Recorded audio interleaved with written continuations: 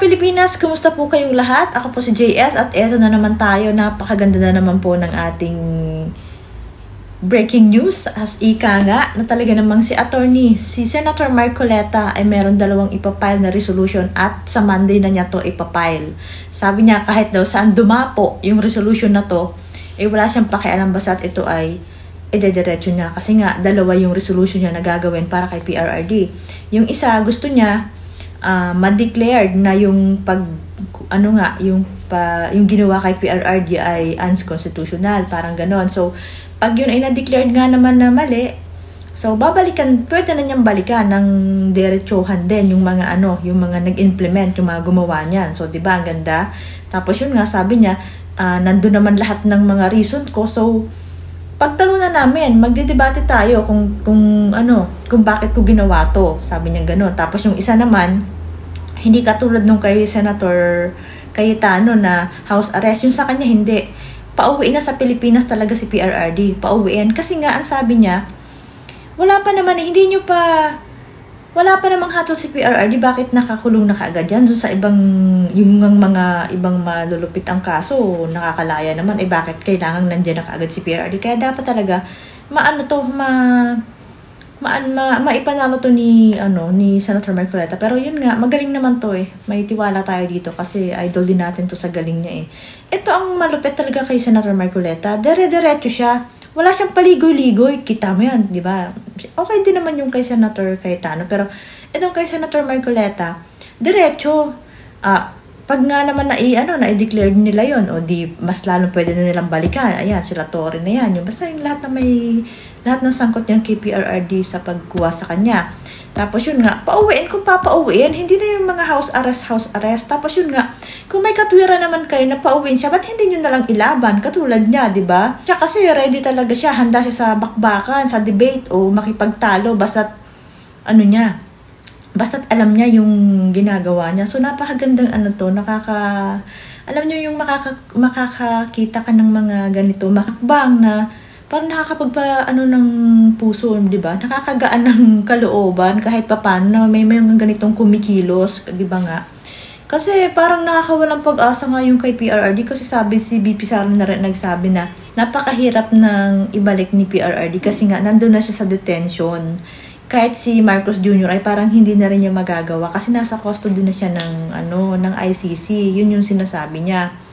Kaya sabi niya, kailangan ipakita natin kahit dun sa counter na yon na pinagdahan kay PRRD na talagang tayo ay sumisigaw, or sabi nga niya, tuloy-tuloy sulatan natin na bakit naging bahagi kayo nung ginawang ganun kay PRRD. Di ba nga illegal yun? Saka bakit kayo nakialam sa bansa namin? Yun yung sinasabi ni BP Sara. Kaya tuloy-tuloy lang lahat ng mga rally hanggat maaari ay pinupuntahan niya para nga malaman ng buong mundo na sumisigaw ang mga tao na mali yung ginawa kay PRRD. So, sana naman maipanalo to bago mahuli ang lahat. Kasi matanda na talaga si PRRD. So, ito pa. Pakinggan pa natin yung mga explanation ni Kong Marcoleta dun sa gagawin niyang batas. At napakaganda nito. Sa Monday na niya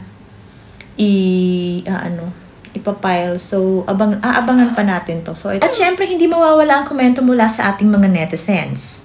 Ang tunay na senador na may taglay, kumikilala sa kung anong tama at umiiral ang patas na katarungan. Sa kahulihang tagumpay ng resolusyong ito, managot lahat sa batas ang mga nagsagawa ng illegal pagkidnap kay PRRD at tahasang lumabag sa konstitusyon ng Pilipinas. Mabuhay ka, Senator Rodante Marcoleta. Hindi ko mabaguhan sa Senado. Mangingimi lang sa mga matagal na. Una, wala pang senyor dapat sa Senado. Tagisan ng talino ang laban. True. Yan nga ang nakakatuwa talaga kay Senator Marcoleta. Kasi nga, pag sinabi niya, diretso siya kasi alam niya at kaya niya yung kahit anong mangyari sa atin, kaya niya yung i-debate. Kaya niyang sagutin at kaya niyang makipagbardagulan para dyan sa tamang niya na pinaninindigan niya. So, eto na, di ba? Hindi tayo nagkamali talaga sa kanya. Diretso siya, wala siyang ngimi-ngimi, kung ano yung, kita mo niyan, di ba? Kung kung tumitingin din niya sa pwede siyang sumipsip din kay BBM, pero hindi. Talagang inilaban niya kung ano yung tama. Kay BP Sara pa lang, doon pa lang. Inalaban niya kahit mag-isa siya. Ganyan siya manindigan. Kaya saludo talaga sa iyo kung Marcoleta. Ay, Senator Marcoleta pala. So, ito pa. Ang mga taong tapat sa gobyerno, isa lang sinusuportahan, kundi si Tatay Digong.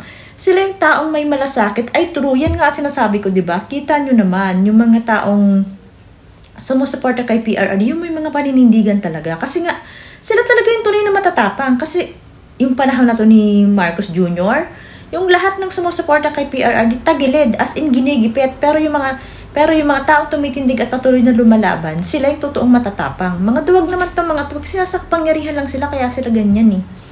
Kita mo naman yung mga sumusuporta kay PRRD, bihira yung mga nababayaran, di ba? Sila, mga bayaran lang sila, kaya sila nandyan.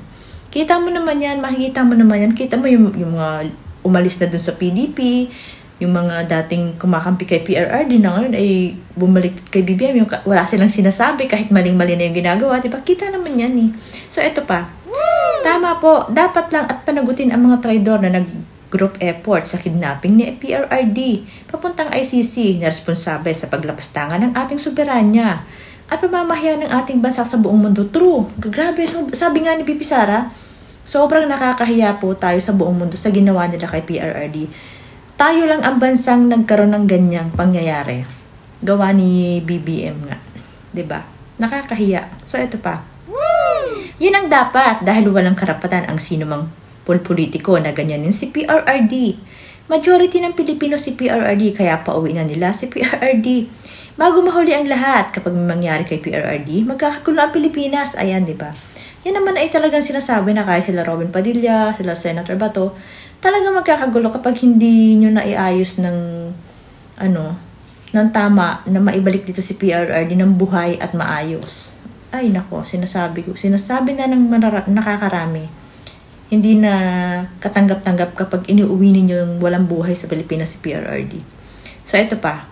Yan talaga ang tama, pauwiin. Hindi pa nga napatunayan sa mga binibintang ng mga amaw, ipinakulong na. Itong klaro magnanakaw sa kaban ng bayan, dapat yun ang makulong, mga biset. Ayan, di ba?